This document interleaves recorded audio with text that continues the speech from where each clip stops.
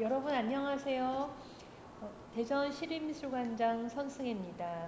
이번에는 2022년 대전 시립미술관 현대미술 강좌 백남준 특집을 시작하고자 합니다. 안녕하세요. 안녕하세요. 오늘은 중앙일보 칼럼니스트이신 남정호 선생님을 모셨습니다. 네. 오늘 많은 분들이 이제 온라인을 통해서 오늘 대담을 보실 텐데요. 한번 인사 말씀 부탁드립니다. 예, 안녕하십니까. 저는 중앙일보에서 칼럼니스트로 일하고 있는 남정호입니다. 제가 백남준 씨에 대해서 관심을 갖게 된 것은 제가 뉴욕 특파원으로 일하던 때였는데요.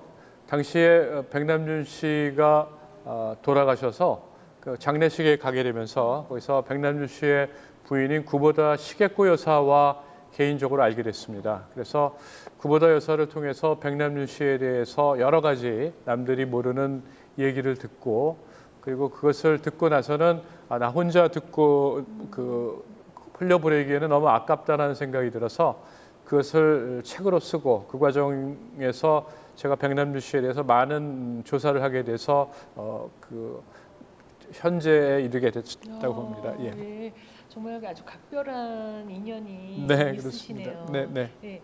그리고 저희가 이번 현대미술 강좌 이제 백남준 특집을 하면서 남정호 선생님을 모신 데는 큰 이유가 있습니다. 네. 제가 이제 너무나 열심히 읽었고, 그다음에 백남준 선생님을 이해하는데 가장 저의 지침이 됐던 책 2권이 아마 그 첫 인연입니다. 그래서 지금 말씀하셨는데 먼저 나의 사랑 백남준이라는 저서가 있었고, 그다음에 오늘 이제 저희가 대담에서 주로 같이 이야기를 나누고 싶은 책인데요. 백남준, 남정호, 동서양을 호령한 예술의 칭기스칸이라는 책입니다. 이제 먼저 이 책을 어떻게 쓰시게 되셨는지도 좀 궁금한데, 책 2권이 그러니까 이제 첫 번째 책하고 두 번째 책은 어떻게 내용이 다릅니까? 그 두 번째 책은 북21이라는 그런 출판사에서요. 그 동서양의 아주 유명한 예술가들에 대한 전기 비슷한 것을 구상을 하면서 그중에서 백남준 씨를 포함시키도록 했습니다. 근데 제가 시게코 여사와의 썼던 나의 사랑 백남준을 보고 출판사에서 저보고 이거를 좀 쓸 생각이 없느냐고 해서 제가 이제 흔쾌히 수락을 했습니다. 근데 두 번째 책은 첫째 책과 좀 다른 점은 뭐냐면 현장에 가서, 그러니까 백남준 씨가 태어나고 교육을 받고 그리고 활동했던 지역, 그걸 직접 가서 기행문 같은 느낌을 주는 책을 좀 썼으면 좋겠다고 했습니다. 그래서 제가 그 요청에 따라서 백남준 씨가 태어났던 한국, 그리고 대학을 다녔던 일본, 그리고 또 공부했던 독일, 그리고 뉴욕, 미국이죠. 그래서 이 네 나라를 돌아다니면서 백남준 씨의 발자취를 제가 연구를 했습니다. 지금 저도 이번에 저희가 프랙탈 거북선을 다시 복원하면서 굉장히 천천히 아주 자세히 좀 읽었습니다. 그래서 백남준을 어떻게 동서양을 호령한 예술의 칭기스칸이라는 제목을 멋있게 붙이실 수가 있었을까? 그다음에 이것보다 더 좋은 제목은 없었을 것 같다. 이제 이렇게 했는데요. 아마 오늘 이제 온라인 영상으로 뭐 대전에서 보고 계신 분들도 있고, 또 뭐 서울이나 다른 도시에서 보고 계신 분들도 있고, 또 이제 백남준을 연구하고 싶으신 분들, 백남준을 알고 싶은 분들이 아마 영상을 통해서 뭐 전 세계 분들이 이제 연결이 될 것 같은데요.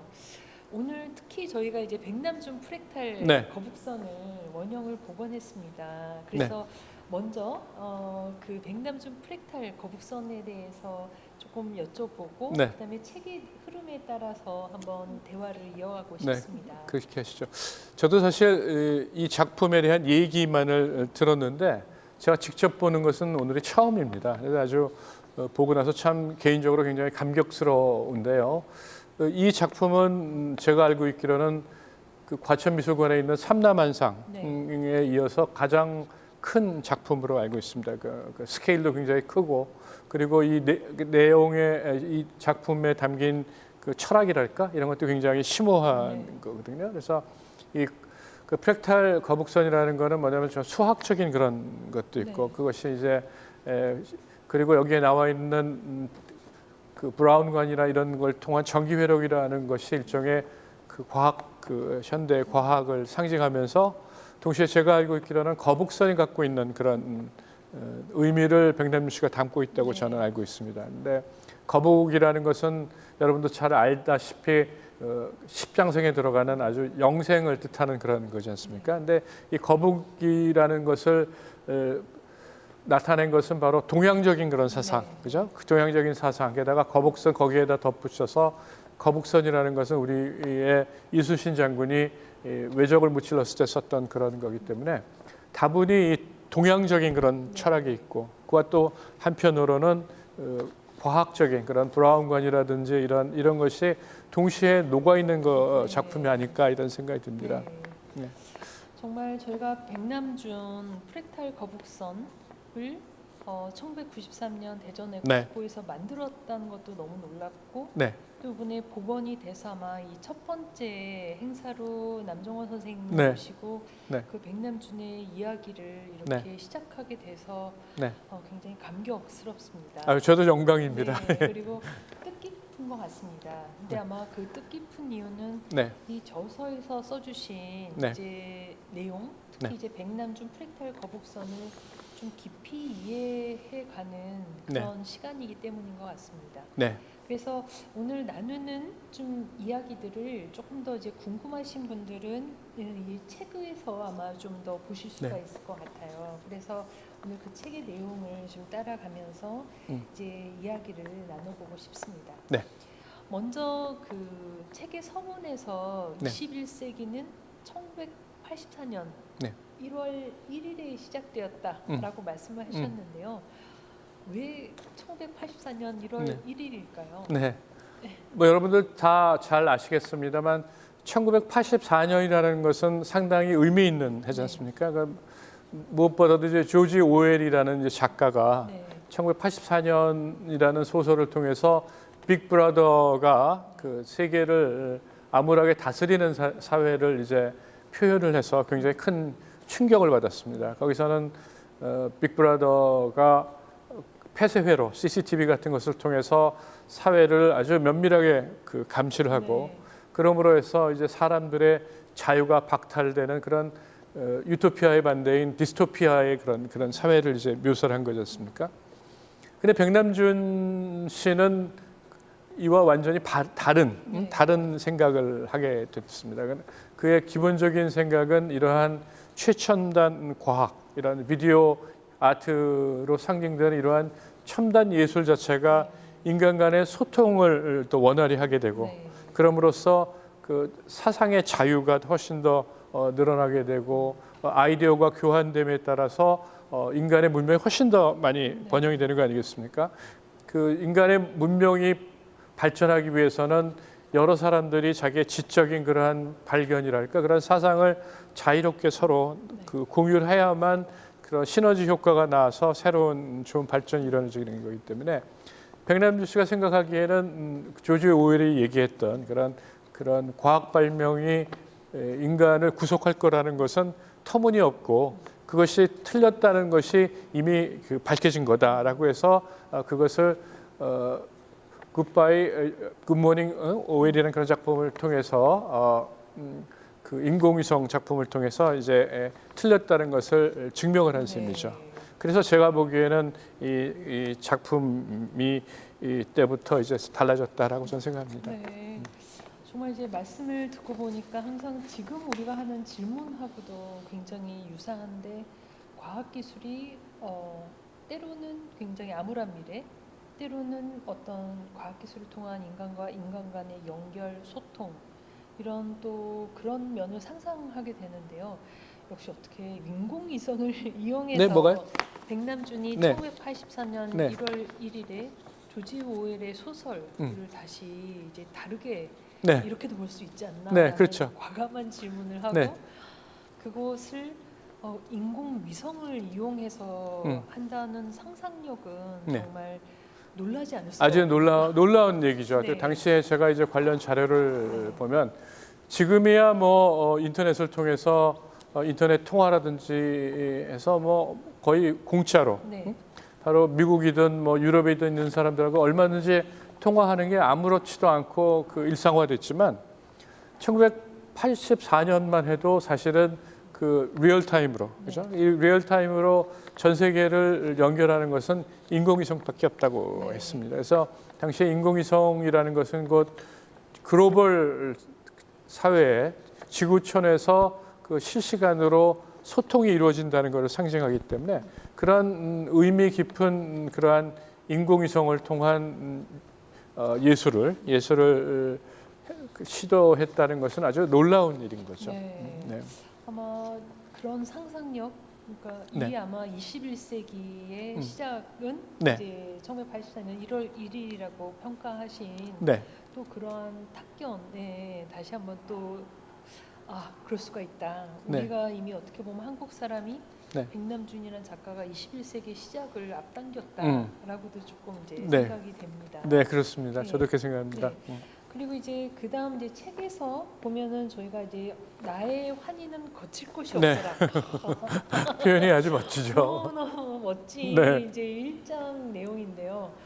야, 이렇게 표현을 할 수가 있구나. 네. 나의 환희는 그칠 것이 없다.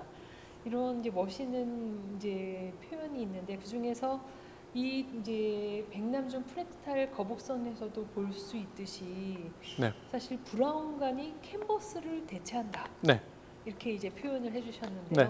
과연 브라운관이 캔버스를 대체한다는 의미는 무엇일까요? 저는 어떻게 생각하면 과거에는 브라운관이 없을 경우에는 이제 종이라든지 아니면 뭐 이런 데다가 이제 미술 작품을 표현을 하지 않습니까? 근데 이거는 물리적인 한계가 있어요. 제가 보기엔 예를 들면 무슨 얘기냐면은 그 원화를 그리게 되면 이것은 단 한 장으로만 남는 거지 이것을 뭐 복사를 한다든지 이런 건 불가능하지 않습니까? 그러나 그와에 비해서 그 브라운관을 통한 비디오 아트라는 것은 굉장히 많은 가능성을 아주 저희가 상상할 수 없는 많은 가능성을 갖고 있습니다. 가장 쉬운 게 뭐냐면 즉각적인 완전한 복사. 그 오리지널의 작품과 복사를 한 것이 디지털로 복사를 할 경우에는 원본과 복사본의 차이가 전혀 없는 거거든요. 네. 그죠? 그것이 이 첫 번째 디지털, 그러니까 무한 복제가 가능하다는 네. 거죠. 그 둘째는 뭐냐면은 이거를 디지털화를 해서 온라인을 통해서 그 전송을 하게 되면 빛의 속도로 이제 가게 되기 때문에 네. 이것은 물리적인 제약도 넘어서는 그런 일이 아닐까. 그 두 번째고. 세 번째는 뭐냐면은 그 백남준 씨가 많이 사용했지만 변조가 가능합니다. 네. 예를 들어서 이제 비디오 아트를 만든 작품을 그 빨간색을 파란색으로 바꾼다든지 네. 즉각적으로 그죠? 이런 것으로 봐서는 이 사물이라든지 이런 대상의 예술 작품의 변화도 가능한 것이고 변조도 가능한 것이고 복사도. 그래서 기존에 저희가 아날로그식의 미술에서 보여줬던 그러한 한계를 저는 그 비디오 아트는 완전히 새로운 지평을 열고 그 여러 가지 한계를 극복하지 않았나 저는 싶습니다. 네. 네. 지금 이제 브라운관이 캔버스를 대체한다는 게 단순하게 도구가 바뀐 게 아니라 예술의 개념까지도 바꿔내는. 그렇죠. 네. 네, 그렇죠. 어떤 변형, 변조, 복제, 또 네. 변화 네, 이런 새로운 개념들이 네. 좀 더 본격적으로 네. 들어온 게 아닌가. 그리고 또 하나 중요한 건 뭐냐면 일반적으로 봐서는 그 전까지는 이제 일반적인 미술 작품은 정적이지 않습니까? 네. 그래서 그 영상이 이제 고정화되어 있는 건데 이 비디오 아트는 뭐냐면 영상이 외장인 동영상을 틀어줌으로써 훨씬 더 다이나믹하다 그럴까요? 그리고 또 거기에다가는 물론 정적인 그림에서도 스토리를 담을 수 있지만 이런 비디오 아트를 통해서 얼마든지 다양한 내용을 스토리텔링을 할 수 있지 않나 이게 네. 제 생각입니다. 그러고 보니까 한국 사람 성향에 딱 맞는 것 같습니다. 네. 아니 일단 뭐가 딱 맞냐 하면 빠르게 변하는 거. 음. 네. 음. 그리고 필요에 따라서 변형, 복제, 네, 그다음에 바꿀 수 있는 거. 네, 그다음에 꼭 빨간 게 빨갛다기보다는 네. 그 필요에 따라서 뭐 얼마든지 음. 변화가 그 변화의 속도를 어떻게 보면 즐기는 거 이런 것이 아마 우리 성향에 가장 잘 맞고 그래서 한국 사람 중에서 백남준이 나온 그렇죠. 게 아닌가 네. 이런 생각을 이제 해보게 됩니다. 그렇다면은 이제 백남준이 브라운관을 캔버스로 바꾸었을 뿐만 아니라 또 백남준이 한국 사람이자 이제 아시아 사람, 특히 동아시아라는 어떤 탄생의 백그라운드, 네. 문화의 백그라운드를 가지고 있다는 점이 또 우리가 주목할 만한 네. 점인데요. 두 번째 이제 챕터에서 일본에서의 운명적인 만남이라는 챕터에서 TV 부처 동서양이 하나 된다라고 말씀하셨는데요. 네. 과연 동서양이 하나 된다라는 의미는 무엇일까요? 제가 이제 백남준 씨의 자취를 쫓아면서 여러 가지 자료를 수집한 결론이 네. 뭐냐면 백남준 씨의 작품에는 동양과 서양의 철학이 같이 녹아 있는 경우가 아니 많이 있다는 걸 제가 느꼈습니다. 네. 그리고 가장 대표적인 게 이제 TV 부처인데요. 그래서 TV 부처를 잘 아시겠습니다만 그 조그만 부처가 그 폐쇄회로를 통해서 자기를 비추는 영상을 TV 브라운관을 통해서 보고 있는 관조하는 듯한 그런 작품이거든요. 근데 거기에서는 이제 여러 가지의 동서양과의 여러 가지 대비되는 가치가 나옵니다. 예를 들어서 이제 그 동양적인 선, 그 형이상학적인 선과 가장 물질적인 첨단 과학인 그 비디오 그 CCTV라든지 이런 것이 대비되고 그런 과정에서 백남준 씨는 동양과 서양이 얼마든지 공존할 수 있다라는 그런 얘기도 있고요.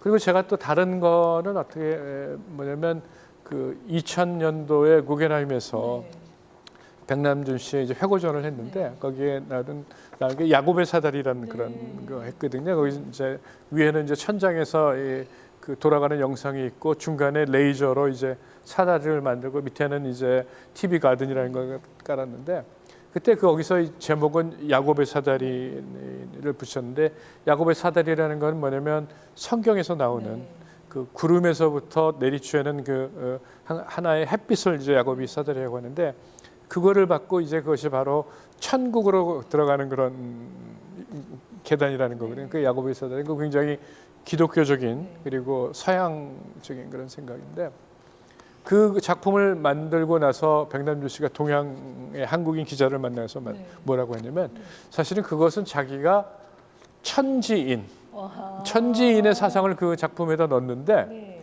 천지인 사상을 서양 사람들한테 얘기하면 무슨 말인지 몰라서 자기가 야곱의 사다리라고 이름을 붙였노라라고 얘기를 했습니다. 인터뷰에 나오면서. 그래서 이 양반은 그 동양과 서양의 철학의 양쪽에다 그 박식한 분이셔서 어떤 사물을 볼 때 이것을 복합적으로 중의적인 그러한 의미를 담는 경우가 많았어요. 그래서 저는 그런 걸 보면 백남준 씨가 동양과 서양의 특징 그리고 장단점을 다 파악하고 계신 분이 아닌가 이렇게 생각합니다. 약간 지금 약간 소름이 확 돋으면서요. 네, 그래요? 제가 그 책에서 야곱의 사다리 그리고 TV 정원을 보면서 뭔가 좀 묘하다 이렇게 느꼈는데 그걸 천지인을 유럽 사람들 특히 이제 또 미국 사람들 유럽 베이스로 있는 사람들이 알아들 수 있게 설명했다라는 지금 말씀을 듣고 보니까 그렇구나. 우리가 동서양의 결합, 만남 이렇게 말하지만 이렇게 설명을 할 수가 있는 거구나. 이런 천재다. 네, 천재죠. 저는 천재다. 저는 천재라고 생각합니다. 그리고 실제로. 천재가 천재를 만났다. 그래서 아마 그 작품과 해석이 되는 게 아닌가. 과찬이고요. 이렇게 지금 생각이 됩니다. 그렇다면은 이런 사실은 이제 TV 부처, 야곱의 사다리, TV 정원처럼 인류가 생각하는 커다란 사고를 작품으로 이제 만들어낸 게 이제 백남준 선생입니다. 그렇죠. 이렇게 생각이 드는데요. 사실 백남준 선생이 그냥 어느 날 태어나서 아주 훌륭하게 된 것이 아니라 많은 사람들과 만남을 통해서 네, 그렇죠. 자기의 성장이라면 성장, 또 관계라면 관계, 또 이제 이런 어떤 시대 정신이라면 시대 정신이 이루어진 것 같은데요. 그 3장에서 세상에 없던 예수를 꿈꾸다라는 네. 챕터에서 백남준이 만났던 분들을 네. 이제 좀 소개해주고 계십니다. 네. 그래서 그때 이제 우리가 많이 들어봤지만 사실은 잘 우리가 알기도 하고 모르기도 한 존 케이지를 이제 네. 만남이 굉장히 중요했다라고 이제 말씀을 해주셨는데요. 네. 백남준과 존 케이지가 만났을 때 어떤 점에서 이렇게 세상에 없던 네. 예술을 꿈꾸게 되는 그런 만남이 되었습니까? 존 케이지라는 사람은 뭐 그 현대 예술에 굉장히 영향을 많이 끼친 거고, 그 양반은 이제 가장 특징이라고 한다면은 과거의 전통적인 예술의 그런 형식에서 탈피하는 그런 걸 했지 않습니까? 그래서 제일 뭐 유명한 거가 4분 33초라는 그런 작품인데, 이것은 4분 33초 동안에 아무것도 안 하고 이제 그 피아노 앞에서만 이렇게 있으면서 침묵을 관중들한테 강요를 하는 거죠. 그러면 그런 침묵을 강요받은 사람들은 자기의 맥박이라든지 뭐 바깥에서 들리는 비행기 소리, 새 쥐저귀는 소리, 이런 것만을 들으면서 이런 어찌 보면 소음이라고 얘기할 수 있는 이런 것들도 하나의 음악이 될 수 있고, 이거 충분히 예술이 될 수 있다라는 것을 스스로 깨닫게 되는 거죠. 그래서 처음에 이제 그 백남준 씨는 존 케이지라는 사람의 이제 존재를 알았는데, 처음에 만났을 때는 존 케이지에 대해서 상당히 실망했다고 이제 본인이 얘기를 합니다. 왜냐하면 존 케이지는 자기가 동양의 선 사상에 대해서 상당히 박식하다고 주장을 했는데, 그 백남준 씨는 일본의 선의 중심인 곳에서 이제 자랐거든요. 그래서 선에 대해서 굉장히 잘 알고 있기 때문에 그 얼치기 미국인이 선을 괜히 아는 식으로 자기가 자라났던 가마쿠라에서 굉장히 많은 선 관련 사원도 가봤기 때문에 자기보다 훨씬 못할 거라고 생각을 해서 존 케이지를 이제 별로 인정을 하지 않았죠. 네. 그러다가 존 케이지가 하는 그런 강의를 들었는데, 존 케이지가 공연을 하는데 거기에서 정말 일반 사람들이라면 도저히 받아들일 수 없는 그런 잡음을 계속 사람들이 역겨워하는 것을 막론하고 그거를 개의치 않고 해서 거기에 백남준 씨가 굉장히 감격했다고 되어 있습니다. 근데 백남준이 뭐라고 했냐면, 존 케이지야말로 사람들한테 모래를 뿌리는 듯한 그런 것을 할 수 있는 그러한 진정한 예술가다라고 높이 평가합니다. 그래서 존 케이지에 대해서 존 케이지에 대해 바치는 오마주라고 해서 그 작품을 쓰기도 하고, 그리고 평생 그 사람을 존경을 하고, 그래서 심지어 그 세상은 존 케이지의 이전 시대, 그걸 BC라고 하고,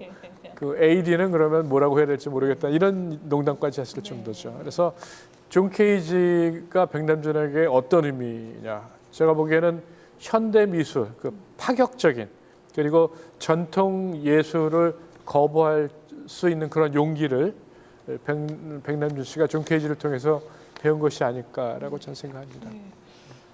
지금 이제 말씀을 들으니 네.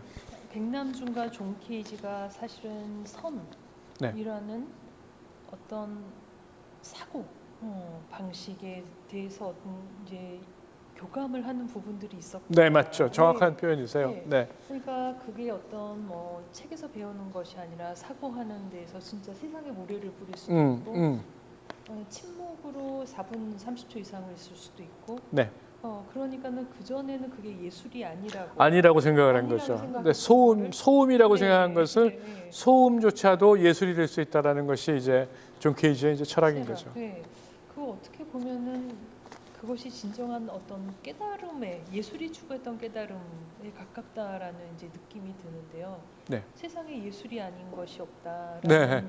것과 같은 네. 것 같습니다. 그리고 사실 우리나라가 선불교가 네. 오랫동안 굉장히 강하게 남아 있는 또 나라기도 하고 그래서 그것이 이제 백남준 속에 있었던 어떤 이 자유로운 발상, 그다음에 세상의 모든 것을 예술로 만들 수 있는 어떤 잠재적인 생각들이 존 케이지를 만나면서 그렇죠. 네, 세상이 어떤 게 이제 딱 네, 확실히 그리고 아마 네. 자기 확신이랄까? 네, 아, 내가 믿었던 것이 진짜로 이게 얘기가 되는구나라는 네. 거는 그런 지적 뭐랄까 그 동지를 만났을 때 네. 그런 경험 그런 게 아마 느꼈을 겁니다. 약간 요즘에 얘기하는 정신의 자유로움 네. 같은 게 아니었을까. 네. 그러니까는 장벽 같이 이것도 안 되고 이것도 안 되고 이것만 되고 이런 것들을 다 뛰어넘는 그렇죠. 예, 어떤 해방감 같은 것이었겠다. 그리고 많은 예술가들이 꼭 아름다워야 한다라는 어떤 아름다움의 강박 같은 게 네, 좀 그렇죠. 있는 건데요. 그렇지 않아도 사실 그 반대 것들이 있기 때문에 사실 아름다울 수 있는 거고 침묵이 있기 때문에 소리가 아름다울 수 있는 거고 이런 아마 만남이었겠구나. 정확한 지적이세요. 네. 저도 그렇게 생각합니다. 네. 그래서 아마 21세기의 예술이 어떤 맹아가 싹텄다라고 말할 수 있는 것은 그런 어떤 자유로운 확장성이 아니었나. 맞습니다. 네. 두 사람에서 이제 발견될 수 있는 그런 어떤 저희가 보통 이게 탑이라 그럴까요? 네. 그런 것을 이제 확 넘어버리는 거죠. 네. 그래서 여기서는 뭐 좀 뭐 아직은 많이 안 다뤘습니다만 예를 들어서 왜 사람들이 왜 약간 성적인 문제에 대해서 그렇게 네. 터부시하고 부끄러워하고 그런 것을 얘기하는 것을 무서워하느냐에 대해서 백남식을 확 넘어버려요. 네. 그거는 왜냐하면 제가 보기엔 인간의 본질은 그거와 다르다라는 거에 자기 확신이랄까? 네. 그런 것을 그의 말이라든지 행동이라든지 이런 데서 많이 목격됩니다. 네. 그래서 정말 우리가 21세기로 가는 그런 어떤 시작 다 말씀하신 것처럼 터부를 넘어서는 네, 거기에 있구나라는 어떻게 보면은 말을 듣고 보면 간단하지만 네. 생각해내기가 어렵고 그 다음에 그렇죠. 그렇게 짧은 말에 우리가 맞다라고 하는 거는 그만큼 공감되는 부분이 굉장히 그렇죠. 많은 네, 맞습니다. 것 같습니다. 그걸 예술로 하다니. 그 다음에 여기서 이제 세상에 없던 예술을 꿈꾸다 해서 한 명 더 네. 보이스라는 친구를 말씀해 주셨는데요. 네. 한국의 많은 그 백남준을 알고 있는 그리고 좋아하는 분들에게는 존 케이지는 조금 더 익숙한 이름이지만 네. 보이스라는 이름은 조금 낯설어하시는 네. 분들이 계실 것 같아요. 그래서 보이스라는 분이 어떤 백남준에게 친구였는지 좀 소개를 부탁드립니다. 네. 그 보이스라는 작가는 독일의 아주 대표적인 현대 미술가고 아주 나중에 뭐 상도 많이 받았던 거장인데요. 처음에는 이 양반이 아주 이색적인 그런 예술을 해서 많은 주목을 끌기도 했지만 반면으로 이제 그 비탄도 많이 받았는데 이 사람은 특이하게도 그 20살 20대 초반에 2차 대전에 전투기의 비행사로 참여했다가 격추를 당합니다. 그래서 적투를 당해서 크림반도에 떨어져 가지고 당시에 그 원주민인 타르타르인이라고 해가지고 그 사람들이 구조를 해줘서 뭐 천으로 싸기도 하고 그 동물 기름을 집어넣어 가지고 구조를 해주거든요. 그래서 그때의 경험을 토대로 해서 여러 가지 뭐 죽은 토끼를 이용해서 예술 작품을 하는 이런 괴짜였는데 이 사람이 이제 백남준을 보면서 이제 소위 말하는 지적 동지를 만났다 그럴까 예술가적인 동지를 만난 그런 그런 기쁨을 누리는 거죠. 그래서 처음에 만난 건 어떻게 됐냐면은 미국의 소도시에서 백남준 씨가 그 퍼포먼스를 합니다. 근데 어떤 퍼포먼스를 하냐면 바이올린을 이제 깨서 부시는 그런 퍼포먼스를 하거든요. 근데 그때 이제 퍼포먼스를 하는데 바이올린을 가지고 깨려고 하는데 마침 그때 오케스트라 바이올리니스트가 그때 자리에 있어가지고 그 사람이 본능적으로 바이올린을 살려줘 이렇게 얘기를 했다는 겁니다. 그러니까 그 얘기를 듣고 그 참석했던 이제 보이스가 네가 어디서 그 이런 예술 공연을 망치냐고 그 사람을 끌어내고 네. 백남준한테 가서 내가 그 사실은 düsseldorf의 미술 교수인데 네. 당신의 예술에 굉장히 관심이 많으니까 우리 학교에 와서 강의를 좀 하면 네. 어떻겠느냐고 해서 그때부터 이제 백남준이 보이스의 요청에 따라서 강의를 해주고 그러면서 두 사람들이 이제 친구가 됐다는 거죠. 아. 근데 사실 지금 생각해 보면 네. 지금은 한국의 위상이 굉장히 높아져서 한국 사람이라고 하면 어디든지 다 인정해주고 그러지만 네. 사실 백남준 씨가 당시에 서 1950년대, 60년대만 해도 네. 한국이라는 거는 거의 독일에서 보면 아프리카 있는 나라랑 비슷한 그런 네. 겁니다. 근데 그런 데서 독일에서 가장 좋다는 düsseldorf의 예술 교수인 보이스가 한국에서 온 그 전위 예술가를 진심으로 친구로 대하고 평생의 동지로 대해줬다는 것은 백남준으로서 상당히 감격적인 일이 아닐까 생각합니다. 그리고 그 두 사람의 우정이 계속돼서 존 보이스와 여러 가지 공연 그 퍼포먼스도 같이 하고 평생의 친구로 지냈죠. 네. 네. 어떻게 보면은 참 기이한 만남이기도 하고 네. 네. 운명적인 만남이기도 네. 하다 이렇게 생각이 듭니다. 네. 그리고 어떻게 보면은 천재 예술가와 천재 예술가가 서로를 알아보면서 그렇죠. 네. 저도 그렇게 생각합니다. 예, 예. 기뻐하는 나와 네. 똑같은 네. 사람이 있다. 아, 저렇게 네. 훌륭한 사람이 있구나 있다. 그런 거죠. 네. 그리고 또 백남준 선생님으로서도 그 자리에 있어서 그 사람과 만났기 때문에 내가 생각했던 거, 그다음에 나의 표현들이 사실은 못 만났으면 좀 이상한가, 내가 틀렸을 수도 있다라는 느낌이 안 들고 이게 정말 이게 맞다라고 하는 어떤 관계가 이제 극적으로 주어졌다. 네. 이제 이런 생각이 듭니다. 그래서 사실은 시대가 천재를 만들기도 하지만 천재가 시대를 만들기도 한다. 그래서 세상에 없었던 맞습니다. 예술이 나타난다. 그리고 이런 느낌이 들고요. 그다음에 좀 말씀을 이제 되돌아보니 당시에 우리나라의 상황이라는 것이 지금과는 무척 다르고 네, 그렇죠. 네, 지금은 뭐 BTS가 세계 1등을 해서 한국 하면 모르는 사람이 이제 상당히 적어졌죠. 예전에는 그러나 이 한국이라는 나라가 어디 있는지부터 설명을 해야 됐던 그렇네요. 그런 시기였을 것 같은데요. 참 그런 시기에 이런 백남준 선생과 같은 인물이 등장했다는 것은 과연 우리 DNA에 거의 기적에 가깝죠. 네, 제가 근데 무엇이 있길래 네. 그리고 이런 기적이 어떻게 일어났을까? 그리고 그런 기적은 앞으로도 계속 될 수가 있을까? 네, 이런 생각이 저는 그 사실 백남준 같은 세계적 아티스트가 나오기가 굉장히 어렵다고 생각합니다. 네. 뭐 여러 가지 이유가 있는데 첫째는 뭐냐면 백남준처럼 그런 천재가 일단 나오기가 어렵고 네. 네? 그렇지 않습니까? 그래서 그 양반의 그 에피소드를 들어보면 야 저게 인간일까 싶을 정도의 그런 게 있는데 제가 직접 이제 들은 어떤 박물관 관장을 지내신 분 얘기인데 자기가 박물관 관장에면서 백남준 씨를 데리고 와서 박물관 직원들을 해서 소개를 시켜줬답니다. 네. 이 사람은 누구고 그리고 그래서 백남준 씨가 그냥 예 안녕하세요 인사를 하더래요. 그리고 1년 있다가 다시 들어갔는데 그 사람도 직원도 이름을 다 기억하더래요.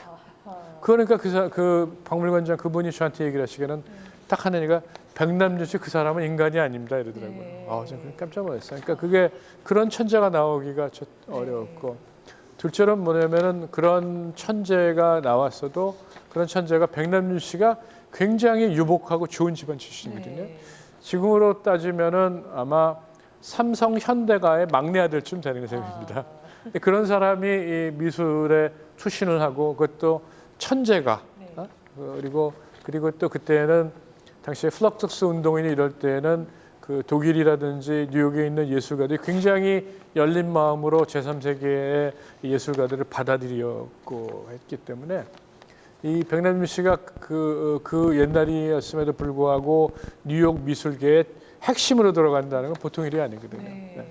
그래서 그런 미술계에 그런 사람이 나오기는 아마 쉽지 않을 거로 저는 생각합니다. 네.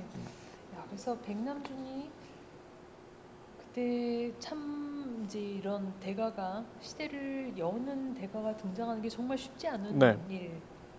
일이다라는 걸 다시금 좀 체감을 하게 됩니다.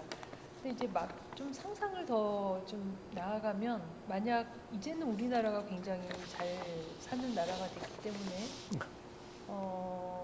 한국에서 보이스 같은 이제 예술가 지금 살아계신 분이 어느 나라에서 누가 백남주 같은 다른 천재들이 한국에 왔을 때 그 사람을 알아보고 또 어떤 새로운 어떤 문화 운동을 할 수 있는 우리가 위치에 있지 않나. 그다음에 그런 없던 것을 열어가는 이런 역할까지도 아니면 그런 아주 좋은 말씀이세요. 네. 네, 왜냐하면 네.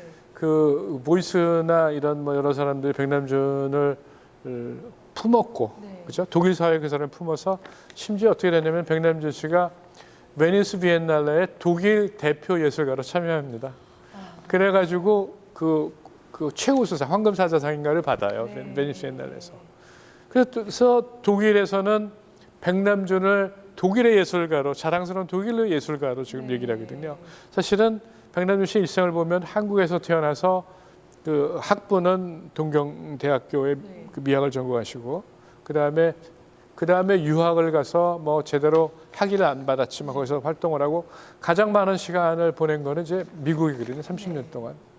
근데 그럼에도 불구하고 독일에서는 백남준을 자기의 자랑스러운 예술가로 여기니까 아까 말씀하신 대로 우리나라에서도 그 보이스와 같은 그런 한국 작가가 뭐 제3세계 아프리카든 동남아시아에서 온 예술가를 품어서 진정으로 동료로 인정하고 여러 가지 영향을 줘서 키운다면 얼마든지 저희가 자랑스러운 한국의 예술가로 그 자랑할 수 있지 않겠습니까? 네.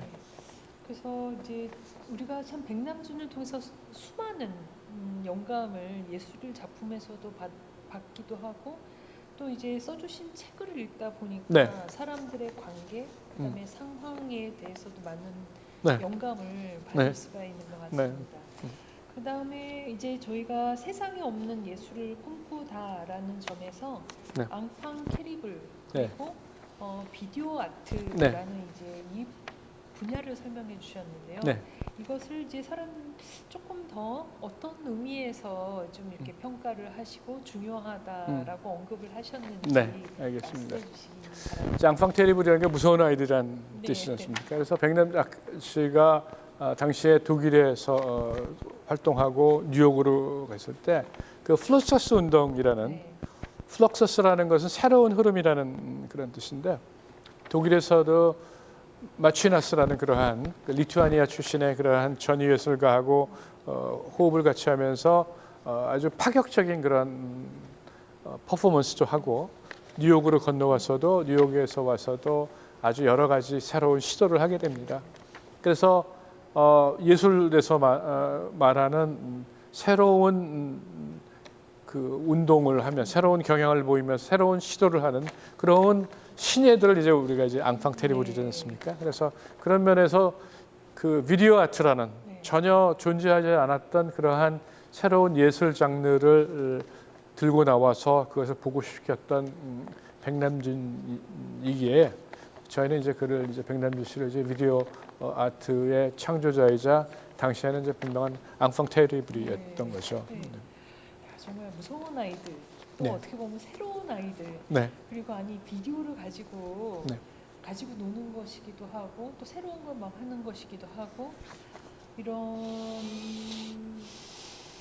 시도를 했다는 것이 그리고 또 저희가 아이들 하면은 제 세대에서는 그 서태지와 아이들, 그러니까 서태지 아이들의 전 세대와 후 세대를 나누듯이 어떤 무서운 아이들의 개념이 벌써 이때부터 있었던 것 같아요. 그래서 어떤 기존 관념을 깨고 그 다음에 새로운 것을 도전할 수 있는 용기가 어떤 아이들이라는 이제 그것도 그냥 아이들인데 뭐 귀여운 아이들이라기보다는 무서운 아이들.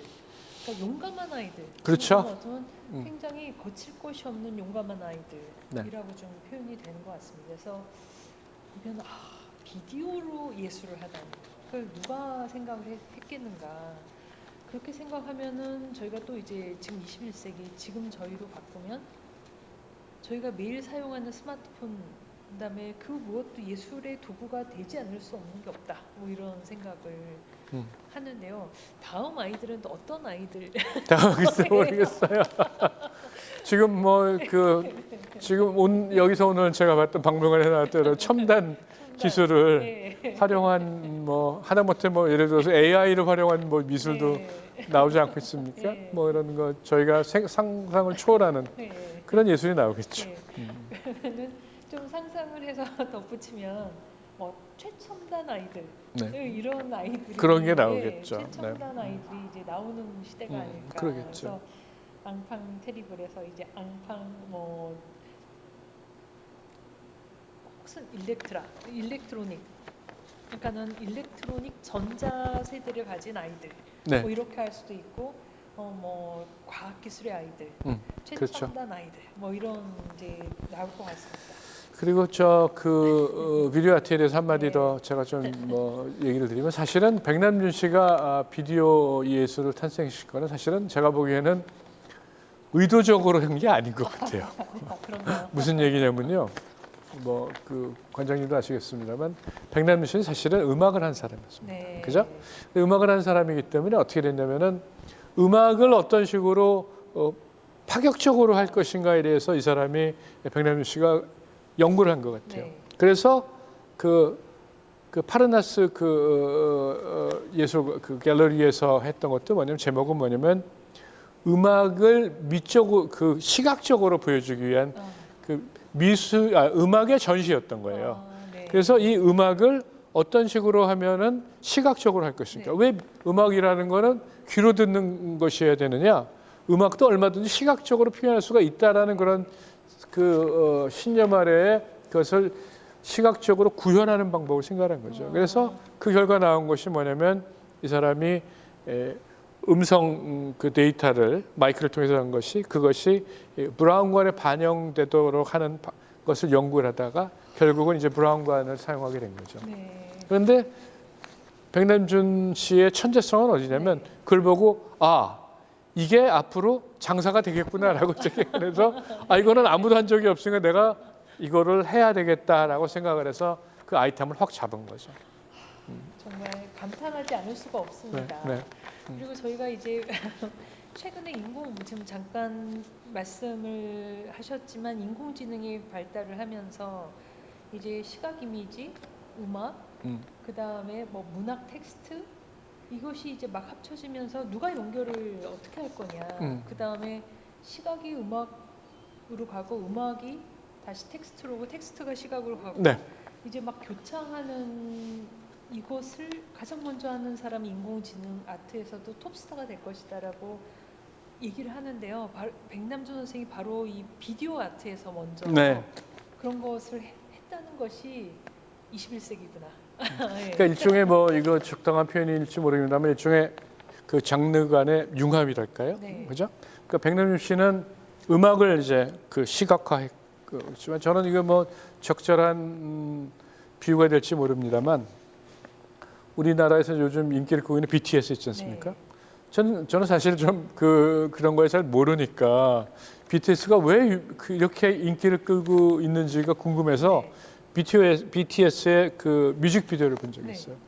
그랬더니 저런 건 다른 건 다 모르겠는데 깜짝 놀란 게 뭐냐면은 비디오 자체의 그 색감이라는 게 너무나 아름답더라고요. 그래서 이게 보통 사람의 그 실력으로 된 게 아닌데라고 해서 느꼈더니 그 사람의 매니저라 그러나요? 그러면 방시혁이라는 사람이 미학을 했고 그래서 미적인 그런 감각이 있던 거죠. 그래서 하다못해 BTS라는 그런 아이돌 그룹의 뮤직비디오도 거기에는 굉장히 많은 시각적인 효과도 있고, 그죠? 미술적인 그런 아름다움이 존재했기 때문에 BTS의 그런 인기가 지금 있는 게 아닐까 이런 생각을 하겠습니다. 제가 사실 백남준하고 BTS가 분명히 연결이 되는데 이제 어떻게 연결된다고 직관은 한데 설명을 못 하고 있었거든요. 근데 지금 오늘 말씀을 들으니까 이거구나. 왜냐하면 이 음악으로 시작을 했는데 음악하고 시각적인 표현 이것을 가장 잘 연결을 해낸 사람이구나. 그리고 뭐 그것을 융합이라고 표현하기도 하고 뭐 연결이라고도 하지만 사실 인간의 감각, 그다음에 감각을 표현하는 가장 잘 표현하는 예술이 그냥 어떻게 보면 막 하나가 됐을 때 네.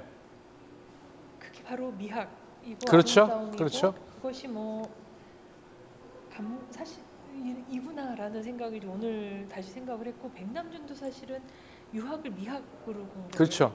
했죠. 그래서 그 다음에 방시혁이라는 BTS를 키워낸 이 기획이자 이제 대기획자죠. 문화의 기획자도 사실 미학으로 시작해서 미학자들의 특징은 감각이 이렇게 분절이 잘 안 돼 있습니다. 그래서 미술사를 하는 사람은 미술만 하고 음악학을 하는 사람 음악만 하지만 미학은 그 감각의 교차가 좀 쉽게 일어나는 분야라서 그 두 어떻게 보면 큰 예술의 장르를 그렇게 설명할 수가 있다라는 거 오늘 깨달았습니다. 예, 어떻게 표현을 해야 되나 했는데요.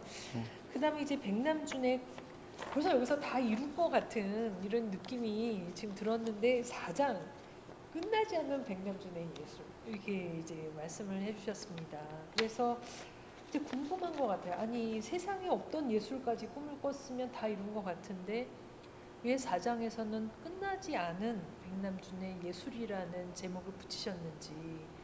끝나지 않는 예술이요. 네. 네. 그다음에 그것이 이제 뉴욕으로 가게 되는 이런 것을 끝나지 않는 예술이라고 표현을 하셨는데요. 그것이 뉴욕으로 입성한다는 것이 백남준에게는 어떤 의미였는지 여쭤보고 싶습니다. 네. 제가 이제 처음에 말씀드린 대로 한국에서 태어나서 일본에서 대학을 다니고 그다음에 그 독일에서 좀 더 선진화된 예술을 흡수를 하고 그다음에 결국에 백남준 예술이 꽃피었다. 네. 개화기는 사실은 그 뉴욕 시대라고 저는 봐야 됩니다. 그래서 그러면 백남준 씨가 그 왜 뉴욕에 가게 되고 뉴욕에 가게 됨으로써 백남준의 예술에 어떤 의미가 있느냐에 대해 됐는데 그거는 이제 아까 물어보셨던 왜 그 세상에 없던 끝나지 않은 백남준의 예술이라고 이렇게 네. 그 예술 제목을 붙였느냐는 질문과 연결이 됩니다. 근데 먼저 뉴욕에 가게 된 이유는 뭐냐면 본인의 의도보다는 다른 사람의 뜻이 이제 그 작용을 하게 되는데 그때 그 친구 중에서 독일 사람이 뭐냐면 오리지날레라는 그러한 그 굉장히 선진적인 뭐라 그럴까요? 그 특별한 그러한 음악극을 이제 그 만들어서 그거를 뉴욕에서 공연을 하게 됩니다. 근데 거기에서 이제 아시아의 미친 예술가라는 그런 역이 있는데 아주 굉장히 독특한 해서 이상한 먹물에다 머리를 감고 뭐 이런 굉장히 그 괴팍스러운 그런 행동을 하고 그것을 굉장히 즉흥적인 전위 예술을 하도록 되어 있는데 그것을 만든 제작자가 이것은 백남준이 아니면 안 된다라고 굉장히 강하게 얘기를 했습니다. 그러니까 다른 사람들은 적당한 배역을 뭐 뉴욕에 있는 다른 예술가라든가 이런 사람으로 메웠는데 그 미친 아시아의 예술가는 백남준 아니면 안 된다고 해서 백남준을 독일에 있는 백남준을 불러야 된다고 해가지고 이제 백남준을 이제 부르게 된 거죠. 네. 그래서 백남준 씨가 뉴욕에 도착했는데 그때 공항에 나간 게 그 영원한 예술적 동지라고 불리는 샤론 무어맨이 이제 나가서 이제 친하게 됐다는 겁니다. 근데 어쨌거나 이렇게 입성을 하게 된 뉴욕에 입성을 하게 된 백남준은 거기에서 그 플럭서스의 운동에 대한 제대로 된 사람들을 좀 만나게 됩니다. 그게 바로 뭐냐면 아까 말씀드린 조지 마티나스라는 그런 리투아니아 출신이 거기에 플럭서스 본부라는 것을 이제 뉴욕에다 차려요. 거기가 어디냐면 캐널 스트리트라고 해가지고 캐널가라고 해서 그 뉴욕의 월 스트리트이 제일 밑에고 중간에 이제 미드타운이라고 좀 괜찮은 동네가 있는데 그 중간에 그 차이나타운도 있고 리틀 이태리도 있고 그래서 굉장히 좀 허름하다고나 할까요? 허름하면서도 집값도 좀 싸고 네. 그리고 그 지역에는 옛날에는 의류 공장이 있었는데 미국이 경쟁력을 잃음으로써 그 지역이 다 이제 다 일종의 폐허가 되는 비슷한 그런 지역이 있거든요. 네. 거기에 이제 플럭서스 운동을 한다는 운동 본부가 만들어져서 이제 제대로 플럭서스 운동을 이제 하기 시작을 한 거죠. 그래서 제가 보기에는 전위 예술을 제대로 독일에서 배웠던 그 백남준이 뉴욕에 입성을 하면서 마음껏 나래를 펴는 그런 시기가 아니었나 싶습니다. 네.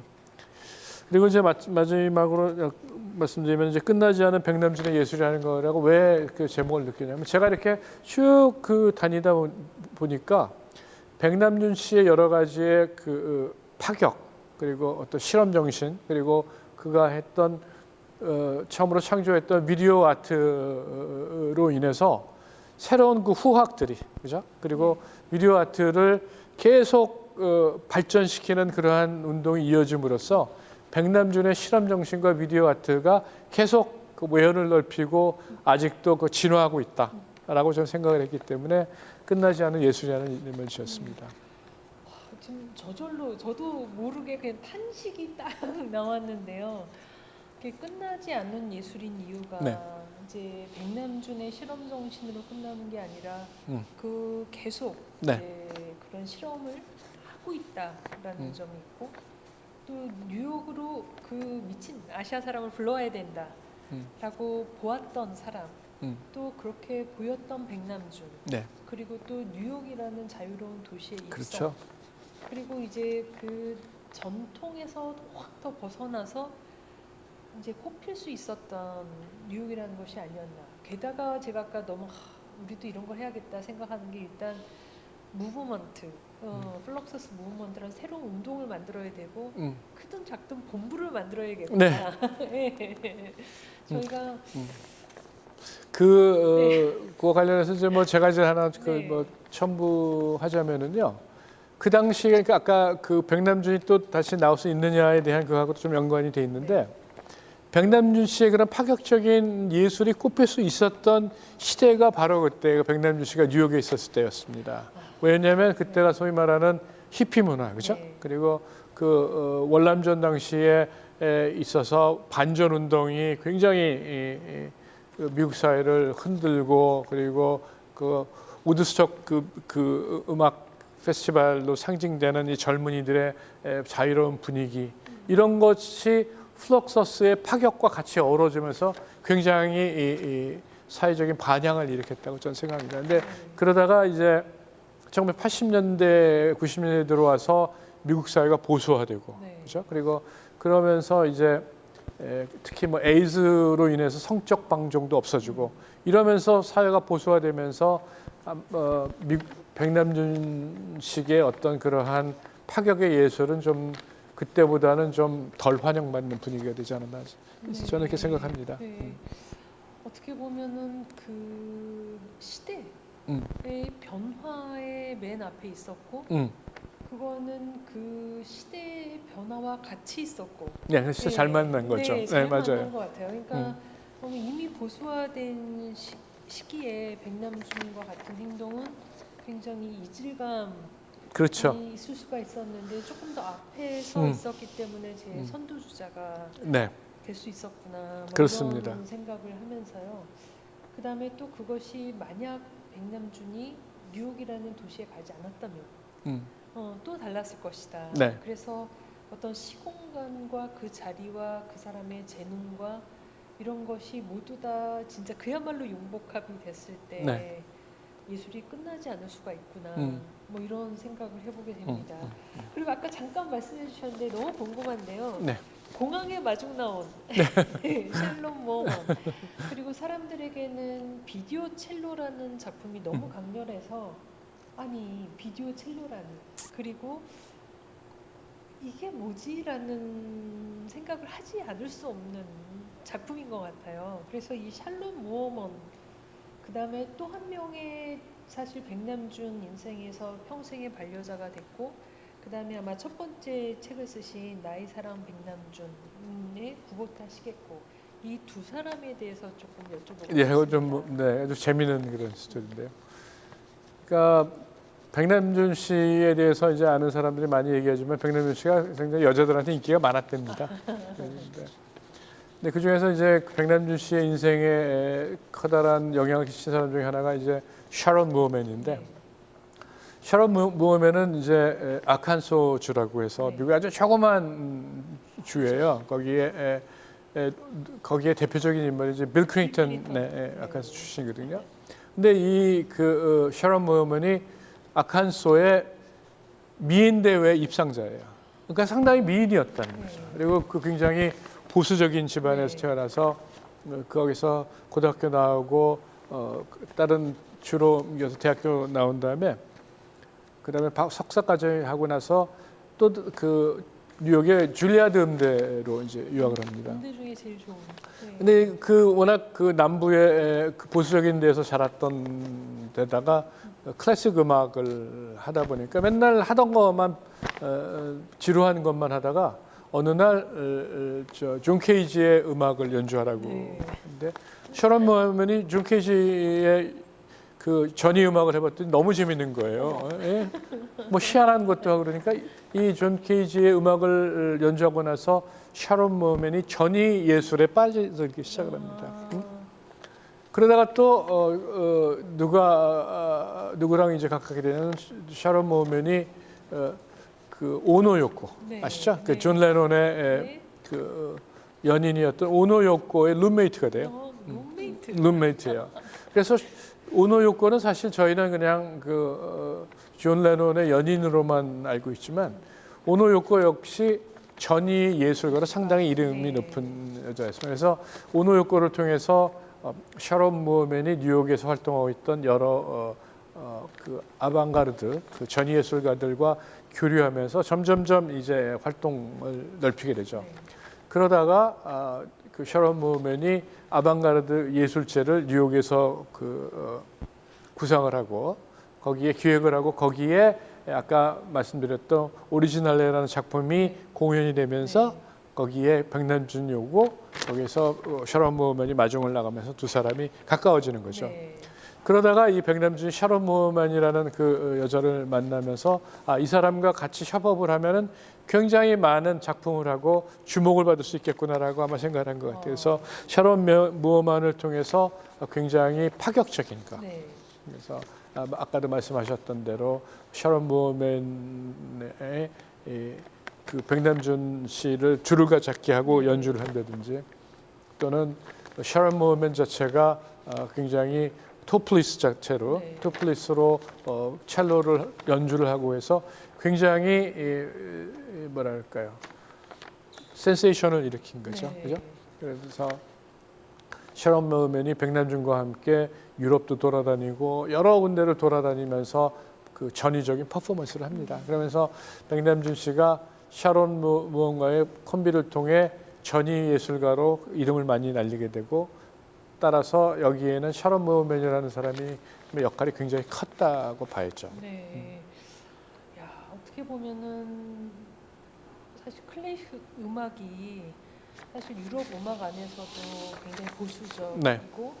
악기 자체가 첼로라는 악기가 사실 중저음에 음. 굉장히 점잖은 네, 악기이고 또 이제 클래식 음악도 잘 보면 여성 연주자들이 나오기가 어려운 이제 네. 남성 연주자들이 굉장히 많았던 시대고 그런데 근데 아까 말씀하실 때 아칸소라는 이제 보수적인 네. 곳에서 여기서 전위 예술을 하겠다는 결심을 하고 그러니까 참 대단하죠. 네. 그게 특이한 거예요. 네, 그리고 백남준이라는 이제 사실은 한국 사람이지만 동양 사람이 독일에서 와서 이 사람과 협업을 하겠다고 결심도 하고 또 백남준이 결심하게끔 영감을 주고 이런 것들은 약간 사람의 언어로 표현하기는 진짜 예술 끝나지 않는. 그렇죠. 네. 제가 보면 굉장히 파격적이면서도 그 포용력이 넓다 그래야 되나요? 저는 그렇게 생각을 합니다. 그래서 제가 지금 말씀을 해주시니까요. 사실 끝이 없는 게 파격, 이 격이라고 하는 테두리를 그냥 깨는 것으로만 생각을 해서 있는데 지금 말씀하신 그 다음 깬 다음에 포용할 수 있는 사회. 그러니까는 그런 독특한 행동들이 너무 이상해. 이게 아니라 예술은 이렇게도 할 수 있구나. 라고 포용해냈던 것 같아요. 그게 뉴욕이 아니었을까. 맞습니다. 네. 그 뉴욕 아니면 어려운 거죠. 네, 그리고 그게 그런 파격과 포용이 있었기 때문에 뉴욕이 지금까지도 전 세계 예술에서 가장 선두에 있을 수 있는 그리고 사람들이 가장 동경하는 어떤 문화의 상징이 그렇죠. 되었다는 생각이 듭니다. 그렇다면 여기서 우리가 조금 이제 말씀을 듣다가 이제 제가 생각이 들었는데요. 어떻게 하면 21세기 문화를 우리가 한국이 뉴욕처럼 그런 위상이 될 수 있을까 생각을 했는데요. 저는 뭐 경제가 더 잘 살아야 되나? 외국 사람이 더 많이 와야 되나? 이렇게 생각했는데 그런 게 아니라 파격과 포용. 네, 그러니까 파격을 포용할 수 있는 문화로 포용할 수 있는 곳이라면 어떤 문화의 가장 새로운 문화를 만들어낼 수 있는 끝이 없는 이런. 그러니까 예를 들어서 그 백남준 씨의 그 성공담을 네. 한국식으로 바꾸자면 뭐 예를 들어서 네팔에 있는 아주 전위 예술가가 네. 한국에 와서 갤러리 현대라든지 네. 네? 이런데 아주 유력한 갤러리에서 전시회를 하고 네. 공연을 할 수 있는 그런 것이 얼마든지 할 수 있는 네. 그런 분위기가 조성이 돼야 되는데 네. 과연 그럴까요? 저는 아직은 그런 열린 마음이 아마 우리나라 그 미술계는 아직 부족하지 않나 싶습니다. 네. 사실요. 그래서 조금 오늘 작은 결심을 하게 됩니다. 지금 이제 아마 많은 분들이 이 이제 영상으로 오늘의 이 현대미술 강좌 대담을 들으시고 아마 지금 이제 들어와서 많은 분들이 전시 이제 보시면 되는데요. 이 장소 자체를 백남준 선생님이 했던 것처럼 어떤 파격과 포용의 장소가 되면 될 것 같아요. 그러니까는 그렇죠. 여기서 하면 되겠구나. 그리고 그것이 바로 말씀하신 대로 어느 나라에서 오던 그다음에 한번 해볼 수 있게 하고 그다음에 그게 너무 이게 안 맞는다 이런 얘기를 하는 것이 아니라 이제 포용을 해내는 거죠. 네. 그래서 이런 그걸 이제 네. 오늘의 대담을 시작으로 이 장소가 지금 저희가 대화를 나누는 이 장소가 앞으로는 어떤 문화의 파격과 포용의 장소. 좋은 아이디어네요. 네, 그러니까 오늘 선언 같은 날인 것 같아요. 그래서 그런 의미가 아닐까 생각을 해봅니다. 그다음에 이제 이 책 첫 번째 먼저 쓰신 책 여기 이렇게 책을 보면요, 나의 사랑 백남준 그리고 아내 구보타 시게코가 들려주는 백남준의 사랑 예술 이 책을 쓰셨는데요. 달콤한 문화 테러리스트가 백남준 추모 10주기 기념 출간 이렇게 되어 있습니다. 그리고 서문 저는 또 이 책의 서문에서도 굉장히 좀 인상 깊게 읽었었던 것은 백남준 선생을 제일 먼저 만나신 것이 장례식장이었다 이렇게 시작을 하세요. 그래서 그 구보타 시게코와의 이제 스토리가 시작이 됐는데요. 이제 백남준의 삶에서 구보타 시게코 그다음에 이제 한국 사람들은 여러 가지 편견이나 선입견이 있기 때문에 그 부분을 좀 잘 이렇게 우리가 모르는 부분이 좀 많은 것 같아요. 그래서 어떻게 우리가 좀 바라보면 좋을지 궁금합니다.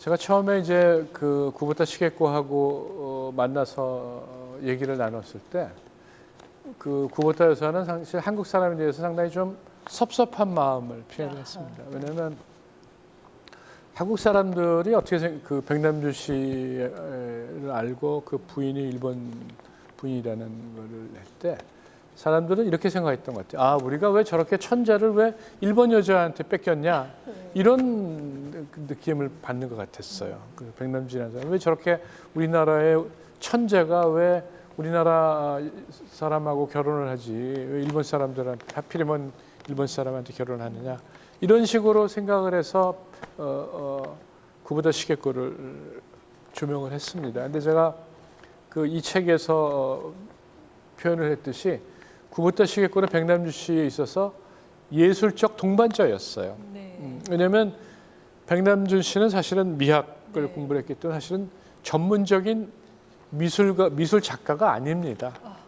그렇죠. 그 조형적인 그런 아름다움이라든가 이런 거에 어떻게 하면 그림을 잘 그리고 어떻게 하면 조각을 잘 만들 수 있는지 이런 거에 대해서 제대로 훈련을 받은 사람이 아니에요. 네. 그래서 단지 이 비디오 아트라는 것이 어떻게 하면은 존재할 수 있고 이걸 발전시키는 그런 능력은 있지만 이것을 어떻게 시각적으로 아름답게 구현하고 이것을 공간적으로 나타낼 것인지에 대해서는 아이디어가 별로 없던 사람입니다. 근데 그것을 예술적 동반자인 시게코가 비디오 스컬프처, 비디오 조각이라는 그런 장르를 만들어서 이것을 조각처럼 만드는 게 어떻겠느냐라고 조언을 하고 실제로 백남 씨가 그렇게 합니다. 네. 근데 이것이 어떤 의미가 있냐면 다른 것은 잘 안 팔리지만 비디오 조각은 팔리는 거예요. 왜? 집에다 갖다 놓을 수 있는 네. 건물에다 갖다 놓을 수 있는 네. 그런 크기거든요. 그래서 그 비디오 조각을 만들어서 판매함으로써 백남준 씨는 생활도 하고 동시에 작품 활동을 할 수 있는 물적 토대를 이제 만든 네. 거라고 저는 생각을 합니다. 그래서 그게 첫 번째고 네. 또 하나가 이제 시게코 구보다 시게코가 백남준 씨에게는 이제 어떠냐면 지적인 파트너였던 것 같아요. 네. 그 시게코하고 얘기를 하면 굉장히 똑똑한 사람입니다. 그래서 재밌는 얘기를 워낙 많이 해주고 네. 아마 그래서 백남준 씨가 시게코랑 결혼했을 거예요. 네. 그래서 그와 시게코와 백남준 씨가 여러 가지로 얘기를 하고 나눔으로써 지적으로도 많이 성장을 하지 않았을까 저는 그렇게 생각합니다. 네. 이거 정말 많은 것을 생각하게 하는데요. 비디오 아트를 사실 지금도 디지털 예술이 제일 어려운 이유는 팔 수가 없기 때문이거든요. 그러니까 이 영상을 팔 수 없기 때문에 사람들이 이거 어떡하지 하는 건데 사실 비디오 아트는 더 힘들었을 텐데 TV 조각 사실 스컬프처라고 하는 걸 생각해낸 건 정말 탁견인 것 같아요. 왜냐하면 TV 모니터라는 것 자체가 집안에 놓기 위한 것이었고 그것을 조금 몇 대 더 쌓는다고 해서 실내에 놓는 게 너무나 유용한 이런 것을 그 착상을 해낸 사람. 네. 그리고 또 그것을 또 그러니까 사실 그거 별로야, 그 아이디어 좋지 않아라고도 말할 수 있었을 법도 한데 사실 백남준과 구보타 시게코가 사실 어느 접점에서는 두 사람의 생각이 같이 만들어낸 게 아닌가. 그렇죠. 네. 네. 그러니까는 이제 막 융합이 일어난 거죠. 네네. 부부간의 예술관에는 뭐 많이 융합이 일어난다면서. 일어난 거죠. 가빈형 같은 네네. 것을 보고 같은 경험을 하고 그 다음에 둘이 필요했던 게 같았던 것 같아요. 보니까는 세상에 없는 거라는 전위 예술을 하고 있고, 근데 먹고 살아야 되니까 그 다음에 이것을 사람들에게 미술 시장 안에서 판매하는 것을 생각하지 않을 수가 없었을 것 같고, 그러니까 두 사람이 어떻게 만들어낸 어떤 진짜 융합이 일어났겠구나라는 생각이 듭니다. 그러나 여전히 이제 한국 사람들 사실은 좀 속마음에는 이제 구보타 시게코라는 한 여성 예술가로 보는 관점보다는 이제 백남준의 부인으로만 보기 때문에 네, 그렇죠. 아마 구보타 시게코라는 한 여성 예술가, 그다음에 전위 예술가라는 점들을 우리가 좀 놓치고 있는 게 아닌가. 그래서 사실 예술가의 동반자로서 파트너로서의 예술가 이 부분이 조금 더 조명이 되면 좋겠다라는. 그거 관련해서 제가 하나 말씀드리면은요. 이제 시게코 구보다가 어느 정도 중요한 의미가 있냐면 그 뉴욕에 이제 현대미술관 있지 않습니까? 네. 소위 말하는 모마에 네. 모마가 소장하고 있는 작품 수가 네. 백남준 씨하고 구보타 시게코가 같아요. 몰랐어요. 네, 그게 또 하나가 뭐냐면 그 몇 년 전에 한 2, 3년 전 같은데 그 모마에서 구보타 시게코 회고전을 했습니다. 네.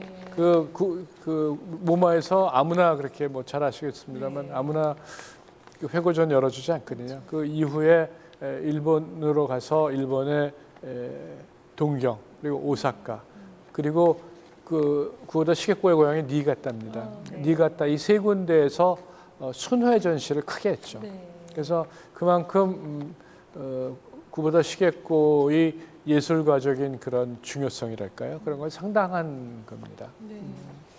그리고 이제 일본이라는 특수성, 그러니까 여성 작가가 일본 안에선 좀 크기가 어렵고, 네, 그래서 몇몇 작가들이 이제 미국에 외국으로 이제 가게 되고, 네. 그렇지만 이제 백남준과 그 같은 세대의 여성 예술가들이 할 수 있는 거는 상당히 많지 않았던 것 같아요. 네, 그러니까 그렇죠.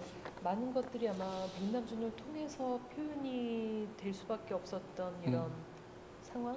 그다음에 또 백남준 자체가 너무 천재이기 때문에 천재와 같이 같은 예술을 하는 구보타 시게코로서의 생각들. 그러나 이제 본인의 생각들이 막 융합됐을 때의 이제 결과들 이런 것이 굉장히 단순하게 좀 해석한다기보다는 두 사람의 관계 속에서 새로운 예술이 어떻게 탄생했을까. 그리고 사실 부부라는 것이 늘 사이가 좋은 부부는 세상에 없는 것 같아요. 늘 이제 갈등도 있고 화해도 있고 아마 그런 속에서 예술이 자라난 것이 아닌가. 그 관련해서 이제 뭐냐면 네. 재밌는 아주 정확한 네. 얘기인데요. 왜냐면 구보다 시게코의 작품이 많은 부분이 비디오 같습니다. 그건 뭐냐면 백남준 씨의 영향을 직접적으로 받았어요. 맞아요. 그래서 그 사람의 구보다 시게코의 작품을 보면 그 비디오가 그 스크린이 있고 그거를 가지고 만들어서 뭐 예를 들어서 한국의 무덤을 소재로 한 그런 비디오 작품도 있는데 확실히 예술적인 트레이닝을 받았기 때문에 네. 비디오 작품 자체만 보면 구보다 시게코의 작품이 훨씬 아름다워요. 네. 근데 뭐가 다르냐? 네. 비디오 구보다는 백남준의 비디오 아트를 소재로 작품을 만들었지만 네. 비디오 아트라는 완전히 파격적인 예술을 만든 거는 백남준인 거죠. 네. 그러니까 무슨 얘기냐면 구보다 시게코는 좋은 예술가지만 백남준은 천재인 거죠. 그러니까 그게 저는 좀 네. 차이가 있다고 저는 네. 생각합니다. 이 보니까는 참 천재가 만들어지는 데는 여러 가지 요소가 있다. 네. 네. 그러니까 어떻게 보면은 부인이 너무 영감을 주지 않는 네. 이제 사람이었거나 혹은 백남준이 결혼을 하지 않았거나 이럴 수도 사실 있었던 것이고 아니면은 너무 너무 극단적으로 파격적이어서 그 백남준이 끝끝내 어떤 자기 예술을 창작하게끔 하는데 계속 방해가 됐거나 뭐 여러 가지 요소가 있었을 텐데 어떤 의미에서 보면 백남준과 구보타 시게코는 예술적 동지가 네, 아니었을까. 그렇죠. 때로는 경쟁이었고 네. 때로는 서로에게 영감이었고 때로는 미국에서 어떤 동양 사람으로 견디고 이겨 나가야 할 어떤 동반자이기도 했겠구나. 그렇죠. 이제 이런 생각을 해봅니다. 그래서 앞으로 만약에 저희가 좀 할 수 있는 게 있다면 아직 한국에서 거기까지 좀 못하고 있는 것 같은데요. 백남준과 구보타 시게코의 작품이 한 자리에서 한번 그거 한번 얘기 되죠. 네, 될 수 있다면 우리가 이제 우리 눈으로 한번 느껴보고 판단할 수 있으면 더 좋겠다. 실제로 네. 백남준 씨 작품 중에서도 구보타 시게코의 작품에서 영향을 받은 것 같은 작품이 있어요. 네. 확연히 딱 보면 알아요. 이거 약간 베꼈구나. 그런 게 있습니다. 네. 그래서 이제 그러면 참 또 다른 더 확장된 백남준을 볼 수 있겠다 생각했습니다. 그다음에 이제 또 보니까 끝나지 않는 백남준이 이렇게 사람 관계로도 했지만 정보화 시대의 묵시록 네. 이렇게 멋있는 제목을 좀 붙여주셨습니다. 그래서 정보화 시대는 21세기 정보화 시대라고 하는데 거기에 묵시록 이렇게 멋있는 제목을 왜 붙이셨는지요?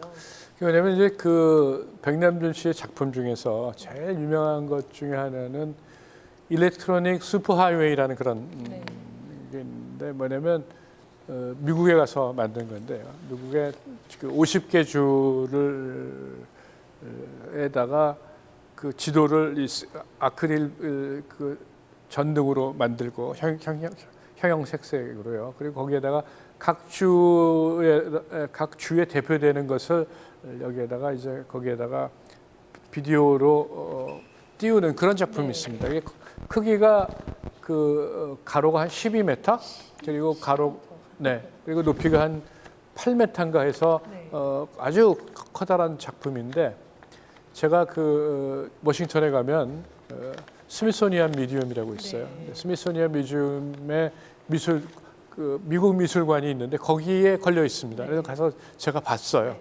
근데 굉장히 그것도 감동적이더라고요. 근데 거기서 백남준은 뭐라고 하냐면 각 주가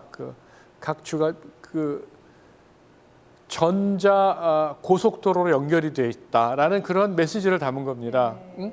그래서 그 작품을 만들었을 때 이미 백남준은 미국이라는 더 나아가 사회 전 세계가 전자 고속도로로 연결이 돼서 네. 그래서 엄청난 변화가 있을 거다라고 확신해서 그 작품을 만든 거예요. 그래서 그런 면에서 묵시록 성경에서 나오는 묵시록이라는 게 뭡니까? 요한 묵시록처럼 네. 앞으로 어떤 일이 일어나고 그런 것에 향후 미래의 사회를 예언하는 듯한 것이 바로 묵시록인데 네. 그런 면에서 이미 백남준은 일렉트로닉 슈퍼 하이웨이라는 작품을 이미 만들 때 네. 지금과 같은 인터넷 시대의 도래를 얘기하고 그리고 정보화 사회를 얘기하고 네. 거기에서 비롯된 여러 가지 일들을 이미 예상했다고 저는 봅니다. 그리고 네. 많은 사람들이 그렇게 얘기를 하고요. 야, 슈퍼 하이웨이라니요. 진짜 우리가 지금 얘기한 초고속 전산망. 네, 그렇죠. 바로 예, 아까 제가 맞아요. 아니 초고속 전산망이라는 것이 나오기도 전에 슈퍼 하이웨이라는 너무나 사람들이 직관적으로 알 수 있는 네, 이 단어를 사용을 해서 예언을 앞으로 이렇게 된다. 그다음에 지금 저희가 인터넷에서 이 활용되고 있는 것들을 먼저 보여주는. 네, 그리고 사실 슈퍼 하이웨이 초고속 전산망이 가능함으로 해서 데이터와 인공지능은 사실 이제 끝이 없어진 거거든요. 네. 그래서 이제 이런 데이터를 활용하는 예술은 그냥 전기가 꺼지는 순간이 끝나는 거지. 이제 계속해서 바뀔 수밖에 없는, 그러니까 끝이 없는, 그야말로 명실상부 물리적으로도 끝이 없는 그렇죠. 이런 것들을 참 만들었다. 그 놀라운 일이죠. 놀라운, 네. 이 양반은 그 양반이 백남준 씨의 성장 배경이나 교육 배경을 보면 네. 주로 미학하고 주로 이제 전위적인 음악을 공부한 사람이 어떻게 이렇게 뭐랄까 이런 전자 문제에 대해서 네. 그렇게 통달하고 그리고 미래를 예측할 수 있는 눈이 있는지 아주 놀랍습니다. 네. 혹시 타임머신을 타고 지금 시대에서 다시 돌아가서 이제 뭐 마치 인터넷 이 세상을 보았다는 듯이 뭐 한 것 같다 이런 이제 생각까지도 듭니다. 그 다음에 이제 끝나지 않는 백남준 중에서 위성을 이용한 우주 오페라. 네. 야, 얼마 전에 우리나라가 이제 드디어 우주에 가는 걸 네. 성공을 했는데요. 우주 오페라라는 네. 이 멋진 단어를 네. 또 이제 이 제목으로 사용하셨는데요. 우주 오페라라는 것은 무엇입니까? 네. 지금 이제 백남준 씨가 이제 여러 가지 이름으로 불리지 않습니까? 네. 첫째로는 뭐 비디오 아트의 아버지라는 얘기도 있고 아주 전위적인 그 퍼포먼스라는 것도 있지만 더불어서 나온 거 뭐냐면 위성 예술을 이제 처음으로 시도했다는 네. 것이 있는데 백남준 씨는 사실 위성을 이용한 예술 작품 이제 세 개를 했습니다. 네. 하나는 뭐냐면 굿모닝 미스터 웰, 네. 그다음에 바이바이 키플링이라는 그 작품이 있거든요. 처음에 그 굿모닝 미스터 웰은 1984년 그게 소설이었죠. 네. 1984년에 맞춰서 아까 말씀드린 대로 1월 1일 날 했고, 그다음에 바이바이 키플링은 뭐냐면 키플링이라는 것은 그 시인인데요. 네. 그가 쓴 시 중에 이런 게 있습니다. 동양과 서양은 영원히 만나지 못하리. 네. 아. 라는 그런 거니까 백남준 씨는 그 작품을 통해서 키플링 네가 얘기했던 것은 말이 안 된다, 네. 틀렸다라고 한 거죠. 왜? 위성이라는 걸 통해서 동양과 서양이 연결됐다는 걸 제가 증명을 했던 네. 거거든요. 그래서 그 동서양의 한국과 뭐 이런 뉴욕 뭐 이런 데서 있는 예술가들이 동시에 공연을 함으로써 네. 얼마든지 그 동서양이 공존할 수 있고 화합할 수 있다라는 것을 위성을 통해서 이제 나타낸 거죠. 그리고 마지막으로 하는 거는 그 세상과 함께라는 그런 거는 뭐냐면 다른 작품은 그냥 각 세계 각 지역에서 공연하는 것을 동시에 보여주는 그런 수준이었는데 이 작품은 뭐냐면은 좀 약간 황당한데요. 네. 지구 바깥의 일종의 우주인이 지구를 멸망시키려고 왔다가 지구에서 여러 그 문화적인 그러한 퍼포먼스라든가 이런 걸 보면서 아 이게 인간이라는 것도 상당히 문명화된 그런 종족이구나 해서 마음을 돌리고 떠난다는 그런 내용입니다. 근데 좀 황당하지만 어쨌거나 이런 내용이 위성 예술을 통해서 이제 된 거죠. 근데 이것도 뭐 어떤 의미에서는 누구도 이제 시도하지 않았던 그러한 새로운 방법에 파격적인 방법으로 예술을 구현하려고 했다라는 거 이게 아주 놀라운 거고요.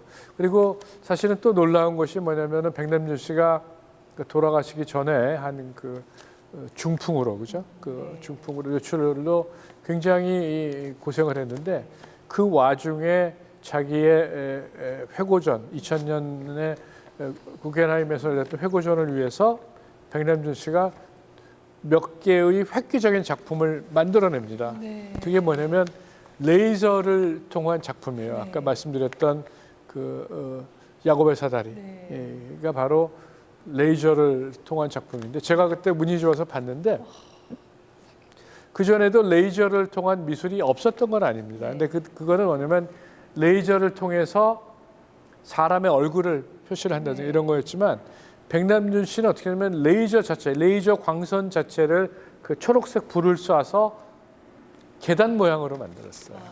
그 야곱의 사다리. 그러니까 레이저 자체를 예술의 도구로만 썼다는 것이 아주 놀라운 일이죠. 네. 정말 끝없이 놀라지 않을 수가 네. 없습니다. 그래서 일단 위성을 사용했다는 것. 네. 그다음에 인간의 관점을 넘어서서 우주적인 관점에서 네. 뭐 우주인의 관점에서 보기도 하고 위성을 사용해서 뭐 연결을 하기도 하고 그다음에 어떻게 보면은 금방 할 수 있었지만 구겐하임의 야곱의 사다리처럼 이제 레이저를 이용해서 사실 우주 천지인인 것 같아요. 다시 아까 그렇죠. 말씀하셨던 우주라는 전체, 뭐 자연계라면 자연계, 우주라면 우주 이런 것과 또 이런 인간이 살아가는 지구 그리고 그 안에 있는 사람 백남주이라는 것이 이제 막 연결이 되면서 그다음에 뭐 그게 비디오 아트가 됐던 위성이 됐던 또 레이저가 됐던 과학 기술은 가장 이제 사용할 수 있는 표현의 방식이었다. 그래서 아까 말씀하셨던 파격, 어떤 자유로운 표현, 그리고 그 포용을 해줄 수 있는 과학 기술이 이제 이 바운더리가 점점점 넓어지고 있다. 그렇죠. 네. 그래서 바운더리가 넓어져서 뭐 이제 우주까지도 나의 파격과 포용의 바운더리 안에 들어올 수 있는 이런 것이 아닌가. 그렇기 그렇죠. 때문에 사람들이 천재다. 네. 그 다음에 말씀하신 대로 정말 그 표현대로 21세기는 1984년 1월 1일에 시작되었다라는 게 어울리는 표현인 것 같습니다. 그리고 이제 오늘 처음에 시작을 할 때 이제 뒤에 여러분들이 같이 이제 보시는 프랙탈 거북선 그리고 또 아마 많은 분들이 영상을 보시고 또 오시게 되실 것 같아요. 그리고 오늘 지금 여러분들이 오셔서 지금 저희가 이 대담을 하는 중에도 같이 봐주고 계시는데요. 이제 처음 시작했을 때 제 소개와 이제 말씀을 다 듣고 나니까 갑자기 프랙탈 거북선이 좀 달라 보이는. 네, 그래서 이거 그 전에는 말씀을 이렇게 제가 책으로만 볼 때는 생생하게 육성으로 우리 남정호 칼럼니스트 선생님의 이제 육성을 듣고 나니 좀 더 달라 보이는 것 같습니다. 감사합니다. 네, 그래서 좀 마무리를 이렇게 하려고 합니다. 이제 많은 분들이 오셔서 또 지금 이제 같이 좀 계시는데요. 이제 프랙탈 거북선을 자세히 보는 법, 이제 남정호 칼럼니스트님께서 추천하는 이 명작을 볼 땐 좀 내가 보는 포인트들 이렇게 좀 자세히 들여다보는 법을 좀 추천을 해주시면서 오늘의 좀 대담을 마무리하려고 합니다. 어떻게 들여다보면 좋을까요? 이거는 이제 프랙탈이라는 거는 이제 무한 반복이라는 거지 않습니까? 네. 그러니까 보통 이제 비디오 아트를 보게 되면은 이제 화면에 뭐가 어떤 게 나오는지에 네. 대해서 이제 봐야 되거든요. 근데 프랙탈이기 때문에 이 백남준 씨가 여기에 프랙탈이라고 이름을 붙이는 것은 뭐냐면 계속되는 무한 반복성이랄까? 이것이 문명이 계속 진행이 되고 있고 무한 반복적으로 그 발전하고 있다는 것을 나타나기 때문에 제가 보기에 일단은 뭐냐면 이 화면에 나타나는 거 있지 않습니까? 네. 저거의 아름다움이랄까 이런 것을 보는 것이 일단은 기본일 거고요. 그 다음에 이것이 여러 그 조형적인 거. 네. 조형적인 건 뭐냐면 지금 여러분 보시겠으면 아시겠습니다만 이 위에 있는 이 거북이의 머리 부분이라든지 이런 네. 것이 이 어떤 위치를 차지하고 있고 이 여기에 게다가 특별한 건 뭐냐면 이 보통 거북선이 아니잖아요. 왜 거북선이냐 보면은 백남 씨가 의도적으로 저 옆에 네. 그 날개 비슷한 것을 달았 것 같이 보이는데 네. 이런 것은 이제 비상하는다고 할까요? 네. 그러니까 이 여기에 이제 일반적인 저희가 생각하는 고정관념에다가 네. 또 다른 날개를 붙이고 거기에다가 그 프랙탈이라는 그러한 개념까지 집어넣음으로써 네. 저희가 이 작품을 통해서 백남준 씨가 말하고자 하는 그런 네. 뜻 그것을 먼저 이해를 하고 네. 그렇죠? 그것이 이해를 그 의미를 이름을 붙이는 것과 거기에 화면이 나타난 것 그리고 조형적으로 나타난 것을 복합적으로 이용을 해서 백남준 씨가 우리에게 말하고 싶었던 것이 어떤 것인지를 먼저 숙지를 한 다음에 네. 그 다음에 작품을 보는 것이 제대로 이해하는 데 도움이 되지 않을까 네. 싶습니다. 왜냐하면 네. 백남준 씨는 이름을 붙일 때 본인이 나름대로 굉장히 신경을 써서 많이 했었어요. 네. 그래서 예를 들어서 뭐 징기스칸이라는 거에 대해서 이름을 많이 쓰기도 하고는 네. 왜냐하면 징기스칸이라는 것이 갖고 있는 상징성, 네. 동양의 문화가 서양을 정복한다는 네. 이런 거에 대해서 여러 가지로 하고 본인을 스스로를 그 옐로우 페릴이라고 하거든요. 네. 옐로우 페릴이라는 건 뭐냐면 황화, 네. 그 노란색 그 화라는 데서 네. 옛날에 서양 사람들이 이제 그 몽고군들을 네. 지칭할 때 옐로우 네. 페릴이라고 했는데 이런 것처럼 그 사람들은 백남준 씨는 굉장히 언어에 대해서 굉장히 민감했기 때문에 그 백남준 씨가 이 작품을 그렇게 이름 붙이는 것을 염두에 두면서 작품을 감상하시는 게 좋지 않나 싶습니다. 네. 네. 그러니까 이제 이 프랙탈이라는 네. 물리학적인 용어, 계속 반복되는 이런 어떤 영상들이 계속 반복되는지를 일단 하나를 보고, 그다음에 거북선이 가지고 있는 조형을 네. 보면 저희가 이제 노, 그다음에 거북선의 머리, 그리고 사실 거북선은 철갑선이기 때문에 날개가 있는 것이 아니지만 마치 노가 날개처럼 펴져 있는 조형적인 것을 보고, 또 백남준이 거북선, 왜 프랙탈 이런 언어를 거기다 붙였을까 네. 하는 그런 상징성을 한번 네. 일단 정확하게 이해를 좀 우리가 하고 작품을 보면 훨씬 더 풍부하겠다라고 이제 말씀을 그렇습니다. 해주셨습니다. 네. 그러면은 오늘 저희가 긴 시간 동안 2022년 대전시립미술관이 이 열린 수장고를 완성을 했습니다. 그리고 그 열린 수장고가 생기게 된 계기가 백남준 선생님의 프랙탈 거북선을 이제 영구 보존한다라는 특별한 공간을 만들게 되었습니다. 그리고 이제 이게 보관해서 영원히 사람들이 못 보는 것이 아니라 조금 더 좋은 환경에서 이제 보게 된 이런 특별한 날인데요. 그 특별한 계기의 첫 번째 현대미술 강좌 백남준 특집에서 남종호 칼럼니스트 선생님을 모시고 오늘 백남준을 우리가 보는 법을 한번 같이 자세히 여쭤봤습니다. 그래서 사실 이제 이 영상은 어떻게 좀 과장해서 얘기를 하면 이제 백남준은 프랙탈 거북선과 함께 영원히 남는 것 같아요. 왜냐하면 저희가 이제 다시 복원을 하고 원형을 갖추고 첫 번째 대화를 나누는 날이라 아마 그 의미부여가 조금 더 특별한 것 같습니다. 그리고 오늘 이제 대담이 궁금하실 텐데요. 유튜브에서 보실 수도 있고, 그다음에 저희가 전체 영상도 보시고, 아마 이 부분을 좀 부분 나누어서도 질문에 따라서 보실 수 있는 부분들도 있을 거예요. 그래서 아마 전체를 보시고 싶은 분들은 네, 짧은 영상도 다 보시고 전체 영상도 꼭 같이 보셔서 전체 흐름 속에서 조금 이해를 하셨으면 좋겠습니다. 그리고 오늘의 대담은 저희가 대전시립미술관 프리탈 백남준 프리탈 거북선 책으로도 이제 활자화돼서 기록이 될 예정이니 나중에 책을 통해서도 좀 이제 읽기를 통해서 접근하시고 싶은 분들께는 책을 또 추천하기도 합니다. 그럼 오늘 긴 시간 동안 너무 감사드리면서요. 네. 오늘 같이 이 영상을 또 보시고 또 프리탈 거북선을 먼저 보셨을 분들, 그 다음에 다시 보실 분들을 위해서 마지막 인사말을 좀 부탁드립니다. 네, 하여튼 그 개인적으로 이렇게 프랙탈 거북선의 일반 개봉에 불러주셔서 참으로 감사하고요. 이런 이것을 통해서 백남준 씨가 추구했던 진취적인 그런 정신이 계속 이어지고, 그리고 이를 통해서 그가 추구했던 개척자 정신이랄까요? 이런 것이 계속 이어져서 예술, 나아가 문화가 더욱더 확장되고 발전될 수 있는 계기가 됐으면 좋겠습니다. 네. 오늘 긴 시간 정말 귀한 네. 걸음 해주셔서 너무 고맙습니다. 아유, 불러주셔서 감사합니다. 네, 여러분 네. 오늘도 긴 시간 2022년 대전시립미술관 현대미술 특강 강좌 특집 백남준 편에 함께해 주셔서 감사합니다.